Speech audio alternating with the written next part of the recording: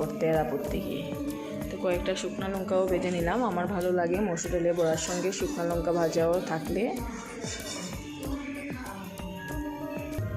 এখন আমি বড়াগুলা ছেড়ে দেবো একটা একটা করে।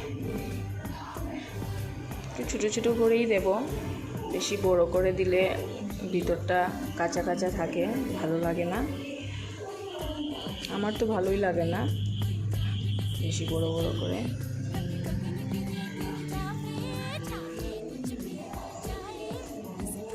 তো আমি একসাথে প্রায় 10-12টার মতো আমি ছেড়েছি, হয়তো 1-2টা বেশি হতে পারে। তো আস্তে আস্তে হতে থাকুক।